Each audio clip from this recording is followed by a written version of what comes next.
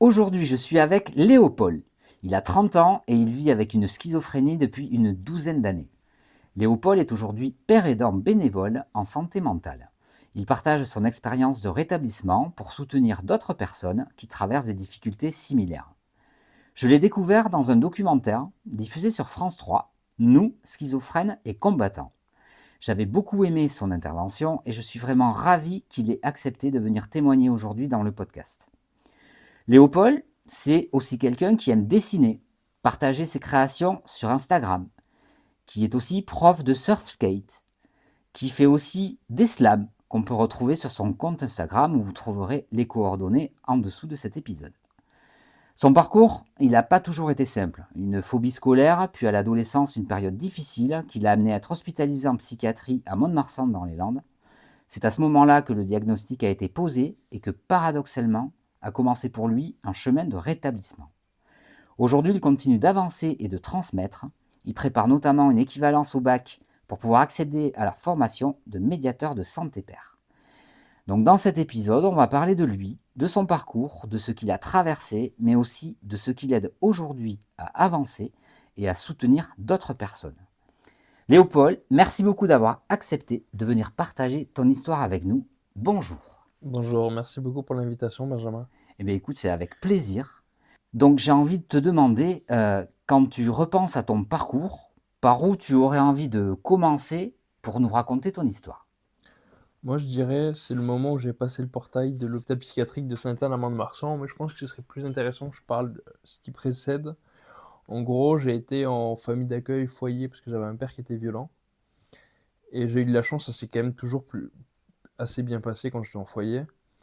Et après, j'ai commencé à fumer du cannabis parce que en fait, j'avais l'état d'esprit un peu débile. Mes parents étaient très branchés bio, nature, écologie et tout. Et en fait, je me disais que le cannabis, c'était quelque chose de naturel.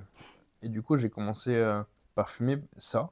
Et au début, ça allait. Je me souviens juste, en fait, de la première fois que j'en ai fumé, c'était un soir avec des jeunes avec qui j'étais en famille d'accueil. Et en fait, le lendemain, je suis quelqu'un, toute ma vie, quand il a fallu que je me lève, je me levais, même si je dormais 6 heures, j'arrivais à me lever, je faisais ma journée, je galérais pas au lit. Et en fait, là, j'avais un rendez-vous, parce que j'avais mis un réveil. Et en fait, moi, je dors, je fais mon meilleur sommeil, on va dire, cette nuit-là, après avoir fumé du cannabis, du coup, la veille. Et là, en fait, il y a la fille avec qui j'avais fumé qui vient me réveiller en mode hey, Léo, faut que tu te lèves et tout. Et en fait, j'ai les réveils sonné et je n'ai absolument rien entendu. Après, j'ai continué à en fumer régulièrement. J'ai décidé de partir en foyer. Et en foyer, je continuais à fumer du cannabis. Du coup, ça tournait beaucoup, malheureusement. C'était un foyer jeune travailleur, non, mais c'était dans les Landes. Et en fait, j'ai commencé à partir en cacahuète. J'ai commencé à décompenser. Est-ce que pour ceux qui ne connaissent pas la signification des termes, tu peux nous expliquer décompenser? Mais en gros, décompenser, c'est, je dirais, perdre une forme de contact à la réalité, en fait. Se créer un monde intérieur qui ne s'accorde pas avec la réalité, en gros. Ok, donc c'est ce que tu as traversé à ce moment-là. C'est ça. J'avais des propos que certains diraient incohérents. Moi, maintenant, avec mon recul, je me dis que c'est une manière de voir les choses. Et en fait, je suis quelqu'un qui aime bien, à l'époque, j'aimais bien grimper dans les arbres, monter sur les toits. Et en fait, moi, je me montais régulièrement sur le toit du foyer. Je m'étais fait un peu enguirlander par une éducatrice. Et en fait, je lui ai répondu, les chats montent sur les toits, donc pourquoi moi je pourrais pas? Après, je me souviens d'une fois où en fait, j'ai eu un coup de flip aussi en pleine décompensation. Je me souviens être sorti. Je m'étais habillé tout en noir pour sortir la nuit et éviter de me faire repérer. En fait, j'étais persuadé qu'il y avait des tireurs d'élite sur les toits qui attendaient que je sorte. Et du coup, en fait, je me souviens, c'était un peu stratégique, c'est un peu débile. Moi, j'ai éteint la lumière. En fait, on avait des volets roulants électriques au foyer. Il y avait un veilleur de nuit qui passait dans la nuit pour vérifier si tout allait bien. Et en fait, je me souviens avoir mis des coussins un peu comme un prisonnier qui s'évade, des coussins, un coussin sous la couette, des trucs pour faire comme s'il y avait quelqu'un qui dormait. J'ai activé le volet roulant. Je suis sorti vite par la fenêtre. Comme si tu t'évadais. Exactement, comme si je m'évadais. Et au final, en fait, j'ai commencé à. Je me souviens avoir couru du coup. Et en fait, il y avait un grillage qui était à quoi 1 m au moins 1 m 50 pour pas dire plus. En fait, il y avait comme des pics au bout. Et il y avait juste le piquet qui tenait les grillages qui était plat au-dessus. Et en fait, je me souviens que j'étais persuadé que j'allais me faire tuer. Et en fait, j'ai couru, j'ai sauté, j'ai mis la main sur le piquet et j'ai sauté par-dessus le grillage. Et en temps normal, je suis pas capable de faire ça. Je pense que c'était le fait de penser que j'allais mourir où mon corps, en gros, a fait. Et en L'adrénaline. fait, l'adrénaline, c'est ça. Je me souviens avoir traversé la route, c'était tellement mal que j'attendais de me recevoir une balle dans la tête en me disant que ça allait me soulager. Ce qui est clairement une connerie, mais j'étais tellement mal que j'étais à bout. Je me souviens avoir même caché ma carte d'identité dans la nature parce que je pensais qu'on pouvait me localiser avec ça. Et après, le foyer, je me souviens d'une éducatrice qui m'a amené, moi j'étais en plein délire, qui m'a dit on va t'emmener voir un psychiatre. Et du coup, on est en voiture avec elle et tout, je me souviens qu'on parle et tout. Je me rendais pas compte que ça tournait de manière bizarre, mais maintenant, avec du recul, je me rends compte que ça tournait de manière bizarre. Et je me souviens qu'en fait, après, on a passé le grand portail de l'hôpital Sainte-Anne de Mont-de-Marsan. Et là, je me suis dit, ah ouais, là, ça commence à aller loin, quoi. J'attendais, et après, on me dit qu'en fait, la psychiatre n'est pas disponible, et on m'a dit que j'allais l'attendre dans le service. J'étais jamais allé en hôpital psy, et là, je vois des gens un peu insolites, on va dire. Et là, je me souviens d'une infirmière qui vient me voir et qui me dit, la psychiatre n'est pas disponible, tu vas passer la nuit ici. Et en réalité, j'ai passé 6 mois. Lors de cette hospitalisation, j'ai eu la chance de rencontrer une père aidante. Je serais curieux d'ailleurs de retrouver cette personne, Ah ben, mais passe peut-être le message, hein, c'est écouté par les gens dans les Landes. je me souviens pas du prénom ni du nom, mais je me souviens que j'étais au pavillon La Passerelle. Et je me souviens qu'elle m'a dit une phrase. En fait, je connais pas ta maladie, mais tout ce que je peux te promettre, c'est que ça ira mieux. Et en fait, là, je me suis mis à pleurer, comme si je relâchais la pression. Et j'ai un très bon souvenir. Je me souviens encore de cette phrase alors que c'est il y a plus de 12 ans. Et comme quoi, l'impact de la péridance, ça Eh peut être oui. très puissant. Ensuite, j'ai passé quelques mois. J'ai eu un traitement. Ils pensaient que ça m'avait pas stabilisé parce que je faisais en sorte de pas parler la journée pour en fait que le soir, quand ils me donnent le traitement qui était liquide, dans un petit verre, en fait, je le prenais dans la bouche et je gonflais pas mes joues, mais je parlais pas, j'ai juste un geste de la tête pour dire bonne nuit et je partais. En fait, je le crachais dans les toilettes. Donc pendant plusieurs jours, ils pensaient que je prenais le traitement, mais je me restabilisais pas parce qu'en fait, je le prenais pas. Et en réalité, c'est que j'avais peur de me faire empoisonner. C'est pour ça que je prenais pas le traitement. J'ai même rien mangé pendant quelques jours parce que j'avais peur qu'on m'empoisonne avec les plateaux et je mangeais juste les trucs que mon père m'a amené. Il m'a ramené des lions, je me souviens, parce que j'adorais ça à cette époque. Donc c'est toujours cette autre réalité, comme tu disais tout à l'heure, par rapport à ce que tu imaginais quand tu te sentais ou menacé ou suivi. Donc là, au moment de l'hospitalisation, c'était, cette peur d'être empoisonné, Ouais, la continuité. voilà, tout le Ouais. temps donc cette peur. C'est ça, exactement. Et je me souviens que mes parents s'étaient un peu opposés à ce que j'ai un traitement, surtout mon père qui est pas du tout pour ça. Et en fait, c'était bénéfique que j'ai ce traitement, donc c'est une bonne chose que je l'ai pris. Et je me souviens en fait être assis sur le siège avec une infirmière. Ça faisait vraiment l'infirmière que personne n'aime, hein. Vraiment le cliché qu'on verrait dans une bande dessinée. Je pensais que cette injection allait me tuer. Je lui ai demandé en fait, est-ce que vous voulez bien faire l'injection dans le matelas? Et en fait, elle a répondu, elle a fait, non mais qu'est-ce que tu dis, n'importe quoi, je vais pas te faire ça. Et après, plaf, clac, elle m'a fait la piqûre, quoi. Et du coup, je me souviens être allé dans la cour, être assis sur le banc. En fait, j'attendais de voir si j'allais mourir. Elle aurait pu essayer de comprendre pourquoi j'étais comme ça. Peut-être qu'elle était dans le jus, qu'elle avait des choses à faire. Mais en fait, elle m'a juste fait la piqûre. Et du coup, sans savoir pourquoi, parce que c'est quand même farfelu comme question de faire la piqûre dans le matelas, mais elle aurait pu essayer de comprendre et me rassurer. Et en fait, tout ce qu'elle a trouvé à me dire, c'est que, en gros, j'étais en train de délirer. Après, moi, j'ai eu des effets secondaires avec ce traitement, du coup, qui était sur la libido. Moi qui voulais des enfants, je me suis dit que je pourrais peut-être jamais en avoir. Et du coup, j'encourage vraiment les gens à parler à leurs soignants de toutes les difficultés sans forcément avoir peur. Parce que moi, du coup, j'en ai parlé à personne, même pas à mes parents, d'avoir cet effet secondaire. Et j'ai fini par en parler à ma mère, qui en a parlé à la psy. La psy a été très compréhensive. Et après, du coup, voilà, moi j'ai eu de la chance de ce côté-là, j'ai été bien pris en charge au niveau du traitement. J'ai plutôt bien vécu mes hospitalisations. Après, je me souviens, on m'a changé de pavillon. Là, c'était la passerelle où j'étais, du côté ado, et on m'a dit en fait qu'il y avait un pavillon qui s'appelait Bastide, il me semble. C'était avec des éducateurs et tout, et ils commençaient à construire des projets. Et moi, j'avais fait beaucoup de stages auparavant, dans la vente, dans le travail du bois. Je fais quasiment tous les domaines du bois. Si on revient juste sur ces stages que tu faisais, pour qu'on comprenne bien, tu étais toujours donc, dans l'hospitalisation complète. Tu commençais à être stabilisé, le traitement, te faisait un peu avoir moins peur aussi, Oui, j'imagine? me donner un certain équilibre en Voilà, fait. et Mm. du coup, ce qui t'a permis de changer donc de pavillon, comme tu as expliqué, Oui, c'est ça. et là de démarrer, donc c'est presque un peu comme de l'alternance. C'est-à-dire que tu fais ton stage par rapport à un projet Mm. professionnel, des passions, des choses qui peuvent te plaire, et après tu rentres, à l'hôpital pour continuer tes soins Ouais. et tu restes hospitalisé. C'est ça, en gros pour moi, c'est un peu d'une certaine manière de la réhabilitation en Ouais? fait. Après, je me souviens être sorti à mes 18 ans et après j'ai rencontré un psychiatre. C'est ce fameux premier rendez-vous où on doit raconter sa vie plus ou moins pour que le médecin se fasse une idée sur qui on est, notre parcours et tout. Et je me souviens, je lui avais dit bonjour, je m'appelle Léopold, j'ai 18 ans et je suis schizophrène. Et là, il m'a arrêté, il m'a dit vous n'êtes pas schizophrène. Et moi, je me suis dit merde, erreur de diagnostic. Et en fait, il a pris mon dossier, il me fait vous êtes Léopold Pommier. Et là, en fait, ça a comme fait tilt dans ma tête. Je me suis dit, mais ouais, je suis pas juste un schizophrène, en fait.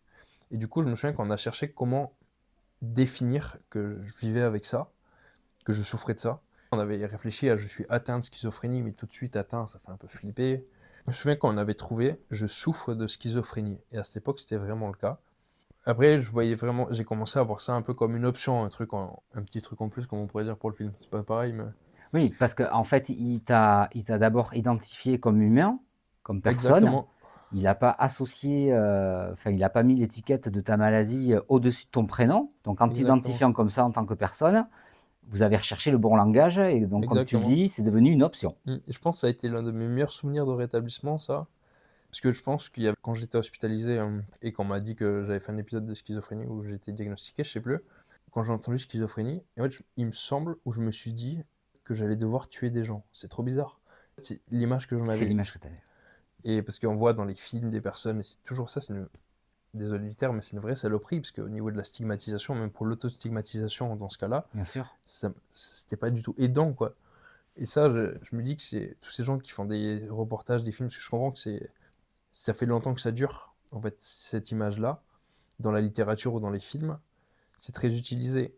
Ça fait que même ça participe à l'exclusion des personnes qui souffrent de troubles psy, selon moi, parce que les gens en ont une image déjà qui est biaisée, qui est complètement fausse. On peut avoir de l'exclusion, alors qu'en réalité, on est un humain avant tout. Mais je sais qu'il y en a des fois qui ont pu me poser des questions hyper intrusives et je sentais que c'était juste de la curiosité, c'était pas du tout de la bienveillance. Et ça, j'invite vraiment les gens à pas le faire. Déjà, instaurer un climat de confiance et voir la personne comme une personne, en fait, et pas juste une personne malade. Pas coller cette étiquette parce que c'est vraiment pas aidant et même pour la personne qui est considérée comme ça, il y a pas mal d'enfantilisation, je crois on dit aussi, Mhm. dans le milieu psy. Euh, Ce rendez-vous avec ce psychiatre, dans ce que tu as évoqué tout à l'heure au niveau du changement du pavillon, de démarrer à faire des stages Ouais. d'insertion, etc., il arrive où? Il arrive en fin d'hospitalisation? Il est arrivé quand je suis sorti de l'hospitalisation Ok. et qu'il me fallait un suivi avec un psychiatre.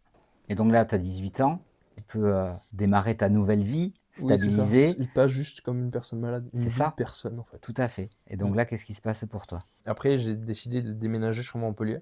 Je venais à Montpellier en vacances parce que j'ai de la famille ici. Bonjour, j'ai dit à ma mère, en fait, bah ouais, je vais pas rentrer avec toi, je vais rester à Montpellier. Du coup, ma mère a accepté. Et j'ai été suivi par le centre de réhabilitation Jean Méviel. C'est vraiment pour la réhabilitation psychosociale. Et j'ai commencé un groupe de parole pour mieux comprendre les traitements, la maladie, en fait.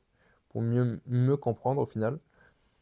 Et ça m'a pas mal aidé. Et je me souviens que j'avais un peu peur parce que je me disais groupe de parole, moi j'ai direct pensé aux alcooliques anonymes et je me suis dit que j'allais devoir arriver en disant bonjour, je m'appelle Léopold, je suis schizophrène et que tout le monde allait me répondre bonjour Léopold, c'est un peu le cliché que je voyais dans les films. Du coup j'appréhendais un peu et au final je l'ai fait, j'ai beaucoup aimé. C'était très enrichissant, j'ai rencontré, je me souviens, deux gars avec qui j'étais pote pendant quelques temps. On est partis en vacances et tout ensemble.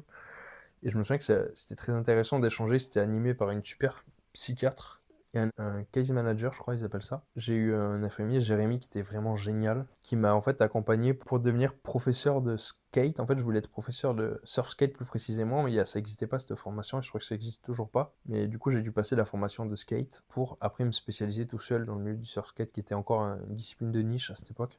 Du coup, c'est là que j'ai commencé à voir que j'étais capable de faire des choses. Je sortais d'une phobie scolaire, donc le milieu scolaire et les formations, pour moi, c'était impossible. Et au final, à cette formation, je me suis vraiment senti à ma place, en fait.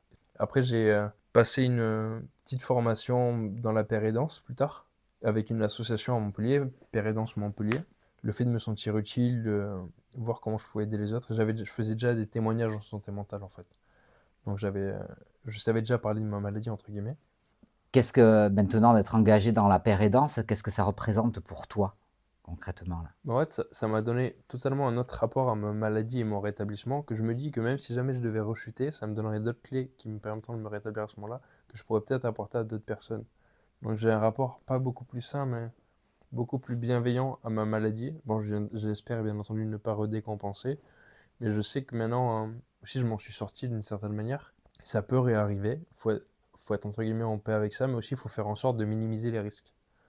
Et ça, je sais que j'arrive à être assez carré. Par exemple, j'ai arrêté l'alcool aussi. J'ai pas eu de problème d'addiction, mais je veux dire, j'en buvais. Une fois, j'ai bu une bière, ça m'a mis super mal. Je me suis Oui, baissé la faim. tu sais que c'est pas pour toi. C'est ça. Et du coup, maintenant, je bois un Diabolo Gambetta et basta. Ça coûte moins cher déjà. Et après, je me sens bien, donc voilà.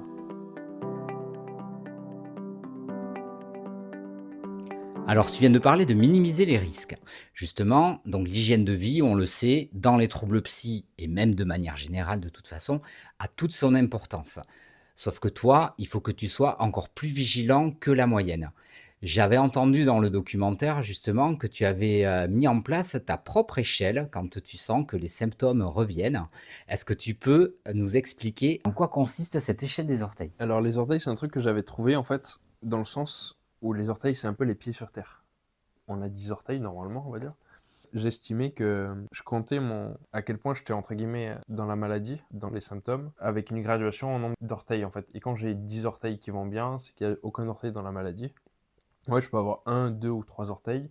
En fait, je sais que quand je suis à 3 orteils, entre 3 et 4 orteils, là, il faut que je prenne un médicament si besoin. Je sais, après, j'ai d'autres alternatives aux médicaments. En fait, c'est cette échelle-là que j'ai trouvé. J'ai même certains amis qui, quand je leur dis que je vais pas très bien ou ils le voient, ils me demandent juste combien d'orteils. Et comme ça, ils savent le graduer. Moi, un facteur qui me fait pas mal avoir des symptômes de la maladie, c'est le manque de sommeil, en fait. Et ça, pour tout le monde, en fait, au niveau de la santé mentale, si on manque de sommeil, ça va pas être aidant du tout.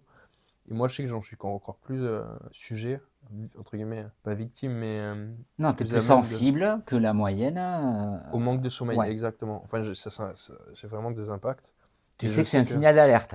Tu sais déjà que Exactement. si tu vas Mm, pas bien dormir, va falloir que tu sois vigilant. c'est ça. Et un truc qui m'aide, entre guillemets, je sais pas pour faire de la pub, mais j'ai aussi une montre connectée qui me dit combien de temps j'ai dormi. Donc je sais quand je me suis réveillé.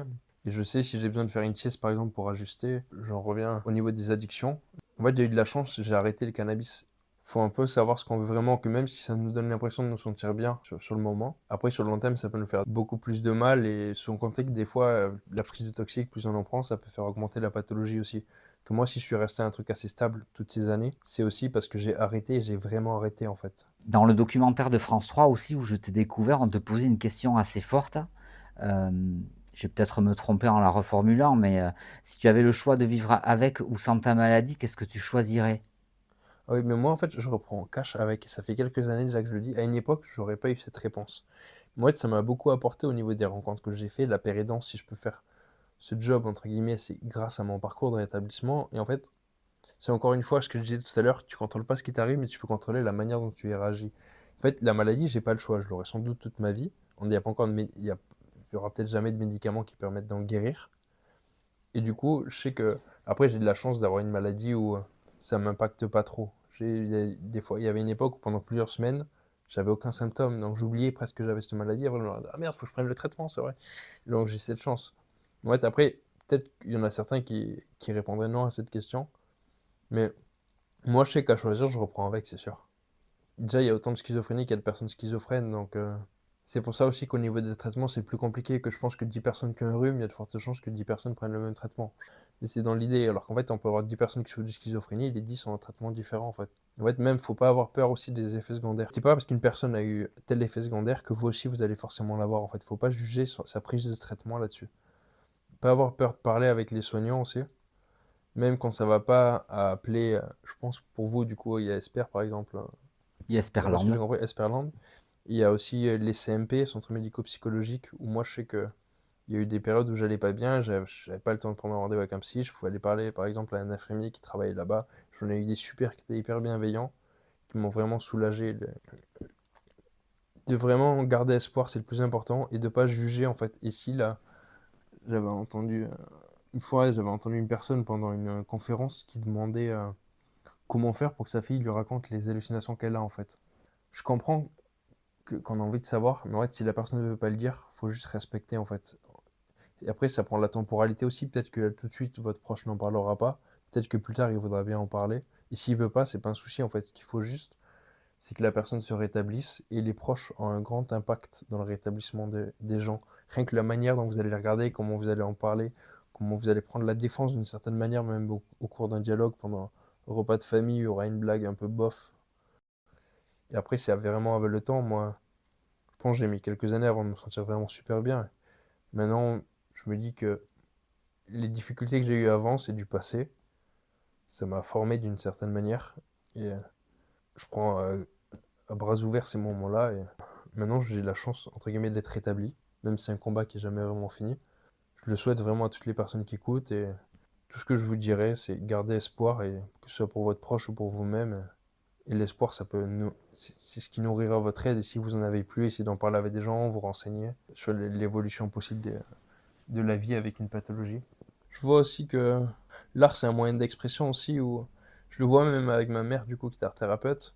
En fait, ce qui est génial, si vous voulez pas parler, par exemple, de vos pathologies, je vous invite à vous orienter vers l'art thérapie, parce qu'en fait, des fois, on est hyper vague dans ce qu'on dit, on dit juste les grandes lignes sans rentrer dans les détails.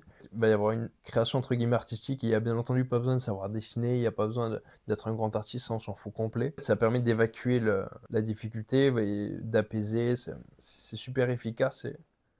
Mon premier traitement, j'ai eu des effets secondaires, par exemple, et j'aurais pu me dire j'arrête le traitement, et là j'aurais décompensé, c'est sûr. J'en ai parlé à ma mère d'abord, qui en a parlé à la psychiatre. Après, elle m'a ajusté le traitement, elle m'a donné une autre molécule, c'était réglé. Et le résultat, j'ai vraiment une chance de cocu, on va dire. Heureusement, je suis célibataire. Mais en fait, j'ai le même traitement quasiment depuis toutes ces années. Et au final, j'ai eu énormément de chance de trouver ça, que je sais que c'est pas donné à tout le monde. Et il y en a certains, même quand ils trouvent un traitement qui leur va, ça leur va à peu près. Et ils sont blindés d'effets secondaires. Faut vraiment garder espoir. Et s'il y avait le soignant, ça colle vraiment pas. Faut pas avoir peur de changer, même si des fois, on peut avoir peur peut-être de blesser la psychiatre parce qu'on la renouvelle pas. Au pire, vous pouvez même lui en parler, lui dire que c'est pas contre elle, mais que vous préférez changer. Même si vous le faites pas, ce qui est important, c'est votre établissement. Elle est là, entre guillemets, une psychiatre, c'est là, entre guillemets, pour vous aider. Si vous devez partir, c'est la vie qui est comme ça, et c'est comme dans toute relation, que ce soit même des relations amicales ou amoureuses, hein, des fois on change, et c'est pareil avec les milieux thérapeutiques.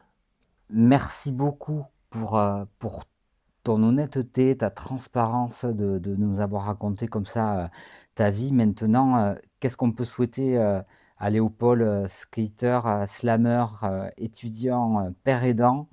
Qu'est-ce qu'on peut te souhaiter pour la suite? Bah, que je sois toujours bien avec ma maladie et de réussir les projets qui me correspondent vraiment. Est-ce que tu souhaites ajouter quelque chose pour clôturer notre entretien? On devrait tous faire une thérapie pour avoir une terre happy. Et ce sera le mot de la fin. Merci beaucoup Léopold. Avec plaisir, merci beaucoup à toi.